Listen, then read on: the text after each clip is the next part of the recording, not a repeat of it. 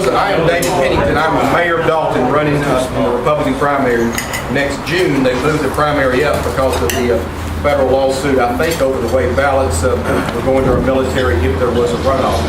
I want to agree with Layla that water meeting was an excellent meeting. Obviously, being from Dalton, we're well involved in things like that. But of all the ones I've ever seen or been to, that's probably the most concise description of what the issue is, what the possibilities are as far as us being able to get water from the Tennessee River. It's great to be back in Rome. It seems like I've been in Rome more than I've been in Dalton here in the last few weeks for some reason. But I've always loved Rome. And I'm afraid your mayor, Edie, who I'm good friends with, she may send me a tax bill if I'm down here much longer. She may think I'm going to challenge her in the Rome city elections next year. First of all, it's wonderful to be around all you young people that are involved in politics, the Republican Party, because the average voter, the average age voter in the Republican primary in Georgia is 60 years old. And therein lies part of the problem, or a large part of the problem. And we've been basically the same old for a long time in the state of Georgia. People say, why are you challenging an incumbent governor in his own primary? And I said, I want one question answered. Is the Georgia Republican Party truly a party of limited government, less spending, less taxes, less regulations, and true transparency in government or not? Because I can tell you we're getting anything but at the moment. You know, over the last 3 years with this governor in office, he's increased spending by $2.5 billion. And don't forget, he really wanted to increase it by $4 billion because he was a heavy supporter and advocate of the T-Splosh that the voters did not give him in 9 of the 12 districts or 10 of the 13 districts, whatever it is, which is about 85% of Georgia. If he'd have gotten that too, we'd have increased spending in the Georgia budget by an astounding 23% in 3 years. Keep in mind, our economy's been growing very slowly. We may have grown maybe 5% in that 3-year period. Well, the bigger government gets relative to the private sector is why we end up in the economy that we're in now, where most of you young people, or a lot of you young people, when you graduate in college, hopefully you won't have a lot of student loan debt.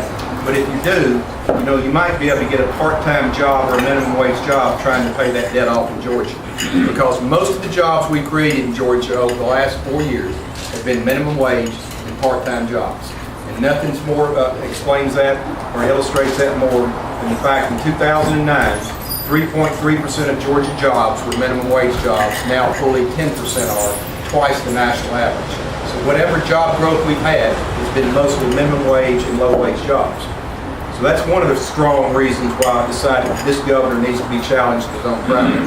Relate that to what I've done in Dalton since I've been mayor.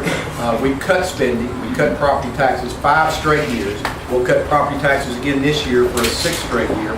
We'll be up almost down to 33% less in property taxes than when I was elected mayor. We went back to a nickel sales tax for a while. We're back to 6 cents. But I won't let the county pass the T-Splosh, so we're still below almost all the counties in Georgia, because most counties are at 7 cents, if not 8 cents, such as in Atlanta. We cut the Downtown Development Authority tax by 2/3, while still being able to invest millions of dollars in new needed infrastructure in Dalton, and we increased the general fund surplus by 50%. So you can cut spending and cut taxes while you're still able to make needed investments and also make Dalton one of the most secure cities in Georgia. The second reason is the fact, you know, one of my strongest principles is just the rule of law. Whether it's the U.S. Constitution or the Georgia Constitution, the governor is sworn to adhere to our Constitution. Well, the bed tax, and keep in mind this governor is an attorney, the bed tax is clearly unconstitutional. The Constitution of Georgia is clear that only the state legislature can levy a tax. Well, and also any tax bill has to start in the House of Representatives. The bed tax was passed by the Senate. It was a Senate bill, then passed by the House to send that taxing authority to an unelected board, the Department of Community Health, who then levied the bed tax. So clearly, if anybody challenges that, that is an unconstitutional bill that the governor was 100% behind. Third side of it is this. You can trace the decline in public education in this state and in this country with first the centralization of it into state capitals and now into Washington, D.C. So it doesn't matter whether it's Common Core or No Child Left Behind or all the other acronyms they come up with. We will not close the achievement gap in this state with the rest of the country or the rest of the world if we don't begin to decentralize it back again to local communities. We need local communities involved, heavily involved in their public education. Right now we're doing the direct opposite. We're centralizing it more in the State House, particularly in the governor's office itself, and in Washington, D.C. with Common Core. So what do we do to turn around an economy that over the last 10 years in Georgia, the national economy, which hasn't been real stellar, has grown 71% faster than the Georgia economy. North Carolina, Tennessee, and Florida economies have grown 100% faster than the Georgia economy. The Alabama economy, just a few miles west of here, has grown a third faster than the Georgia economy. And what are the results of that? We've fallen from 25th in per capita income 10 years ago amongst the states to 40th. We're now as poor on a relative basis with the rest of the country as we were in 1979. That's the result of poor tax, regulatory, and education policies. How do we turn it around? First of all, we need comprehensive tax reform, led by an income tax cut.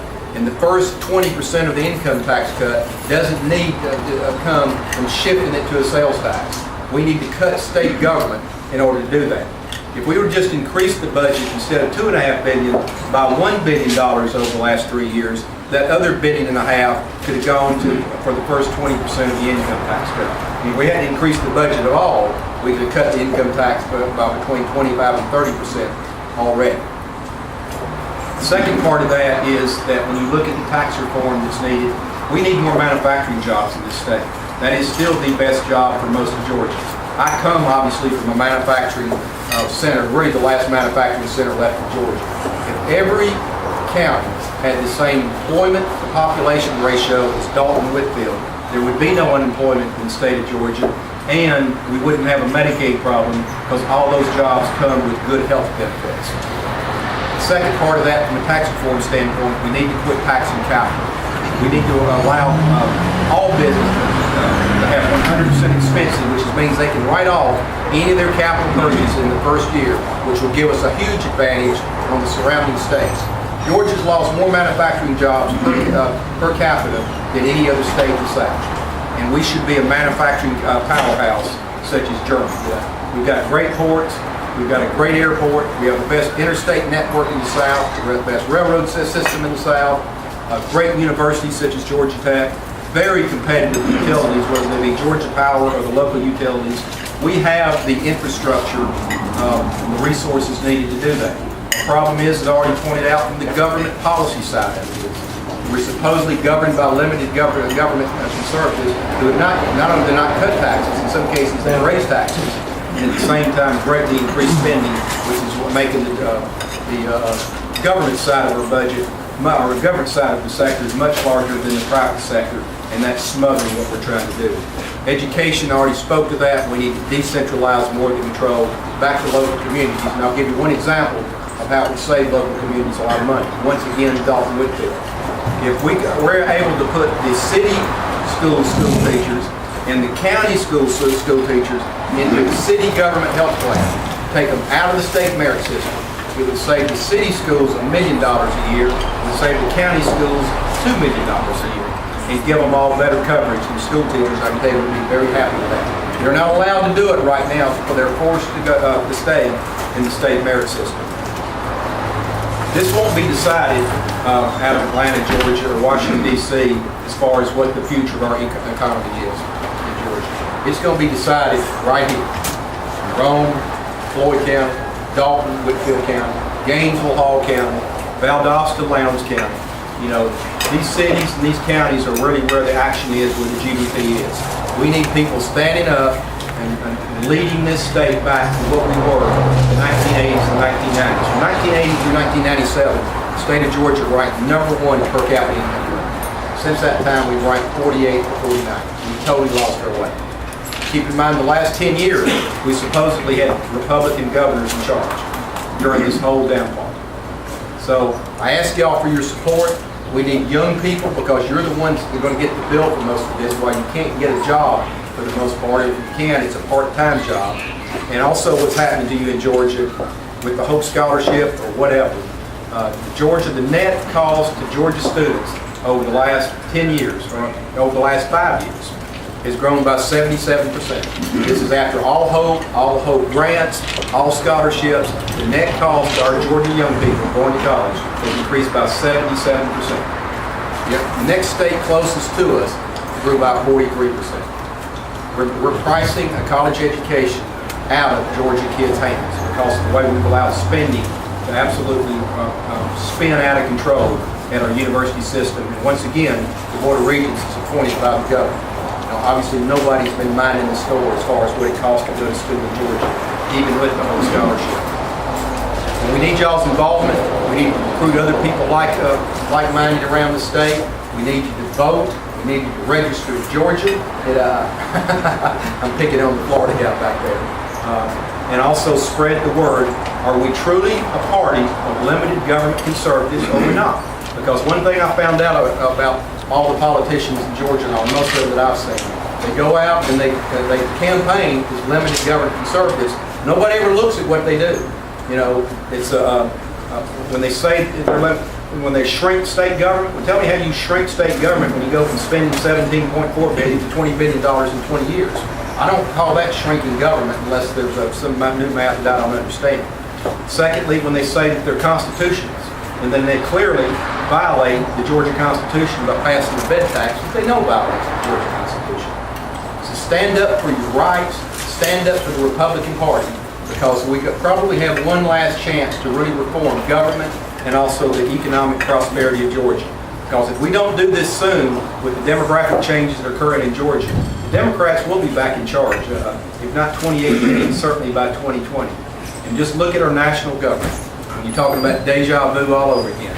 From 2000 through 2006, we had the White House and both houses of Congress. And what did we do? We blew up the budget. It spent way more money than we had coming in. We were talking back in 2000. Some of y'all may not remember this because you're age. We were talking about what we were going to do when we paid off the national debt. We were getting very close to paying off the national debt. And then when you fast forward 13 years later, we've got a crippling debt we don't know how we're going to control. So-called limited government conservatives were in charge at that time. The Senate, the House, and the White House. They campaign like Reagan, but they govern like Obama. It's time for us to hold their feet to the fire. Also in Georgia, we set the example for the rest of the country. You know, when we turn out a so-called limited government conservative Republican who's not governed that way. Thank y'all for having me. Do we have time for questions, or I'd be happy to answer any questions? Yes, sir. What's your stance on the Second Amendment, and how do you feel? Would you support any sort of open carry legislation here in Georgia? First of all, the most embarrassing thing as a free American to do, if you ask anybody in Dalton, I'm probably the most independent person there.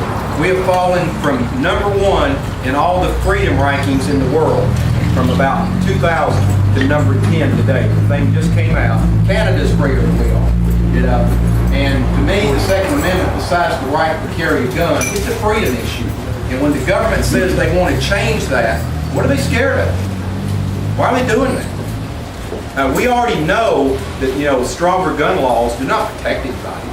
They protect the criminal. It has nothing to do, these laws that they were introduced in Congress would have done nothing for the horrible tragedy of New Hope, Sandy Hook, up there. Didn't know so as far as the carry, particularly the one that everybody, the Republicans in the legislature and the governor's office that they supported this year, got to the floor, and then somebody was working behind the scenes to kill it because of guns on college campuses. I support that. Yes, sir. Georgia has what, about 160 something counties. 159. 159 counties. What about consolidating some of these counties? Because we got too many counties, which means too much government. Yeah. As it is. We have about half the population of Florida, but we have twice the amount of counties. We have, I think, the second most counties in America next to Texas. Of course, Texas is like 4 times on the size here. Right. And much of our larger population. What people need to understand about government is this. Because of the internet, because of iPhones and everything else, we're becoming more and more a decentralized world.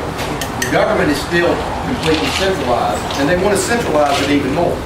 And I agree completely. What needs to happen is, instead of a really social policy, all counties with rich counties' money, we need to start changing those policies that will give them the incentive to start combining with other counties, particularly school systems, things like that. We can't afford this government anymore. So I agree 100% with that. Now, that's more too, that's a constitutional issue. But once again, any constitutional issues in this state, it's time to take those up now, because basically we have a veto-proof majority in the Senate, the House at the moment. We won't have that forever. So we're going to take on a tough thing that involves changing the Georgia Constitution. We certainly need to look at that now. Yes, sir, Charles. Sir, your words are powerful.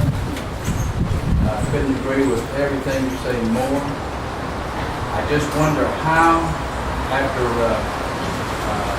all of our textiles got chased away overseas, was Dalton, you and Mayor Dalton, able to be financially solid? And so, first of all, we're very, very blessed to have an industry that was invented there. And the carpet industry, which is different than the other textile industries are, the other ones were much more labor intensive. The carpet industry is, we're very, very capital intensive. And those are the kind of industries that we need back in Georgia, that we can compete with anybody, because we have great logistics, we have great utilities, things like that. But we don't have good tax policy. And that's why they're not going to come back to Georgia. And then secondly, remember this. The most important businesses in Georgia are not these giants that you see, General Electric or Microsoft or Ford Motor Company. It's small businesses. Small businesses produce 65% of the net new jobs in America. They also invent most of the new innovations, things like that. A state income tax is the worst tax on a small business, because all of us, and I'm a small business person, my clients are small business people, we pay our corporate taxes on our personal tax statement. That's why the personal income tax in a state is so onerous. When you look at states such as Tennessee, Florida, Texas, North Dakota, the states with no personal income tax, that's why they're doing so much better economically than other states are. Georgia's an agricultural state, and we could solve a lot of problems if we were allowed to grow industrial hemp. What do you think about that? You know, I don't really know that much about that, to tell you the truth. So any answer I gave you, I didn't realize we still make roads. I thought they were all synthetic. Cannabis grows a lot of industrial. Yes. I would honestly, I would let us grow. I'm not telling you I'm against it. I just don't know. So it's against the law to grow that? Yes, that's Okay. yep. All right. I thought they grew it in Kentucky. There are some states trying to legislate to get to Is be that able what it to is? grow it, Yeah. but right now. We'll research that and see. I can't think of any real. Now, why is it illegal? Because it's very similar to cannabis. What? It looks like cannabis, and so law enforcement, if they see hemp growing, they see cannabis growing, they can't really tell which is which, because the leaves will separate. So just because it looks like it's Yeah, because it looks like it. There's no THC value. Oh, they have?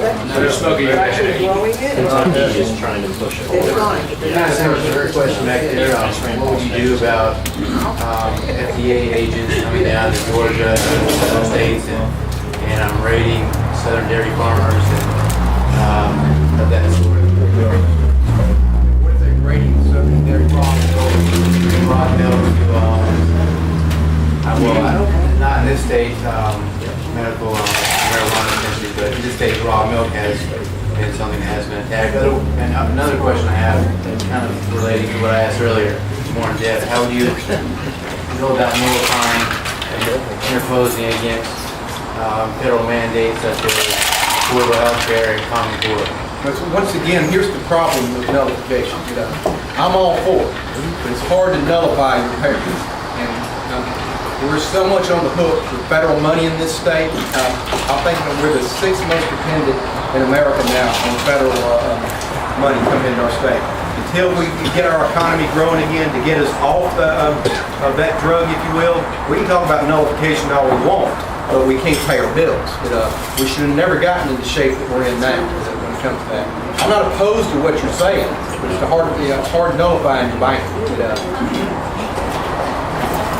Yes, sir.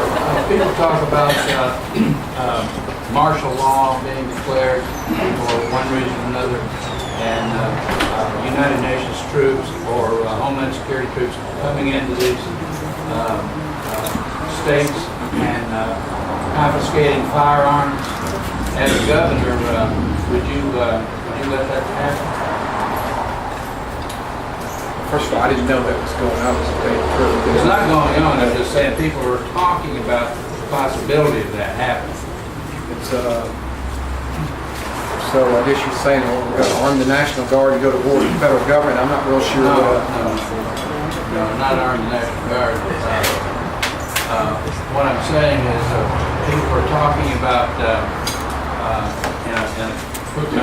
created crisis that the president would declare martial law and suspend rule of law and have a military takeover and confiscate the firearms, go door to door and confiscate firearms from citizens.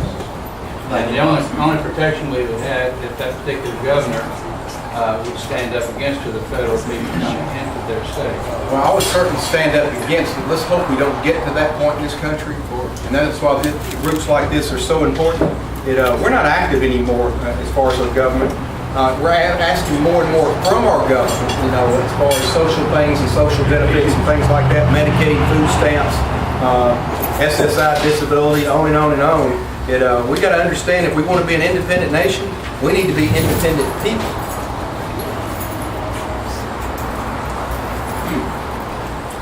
Anything else?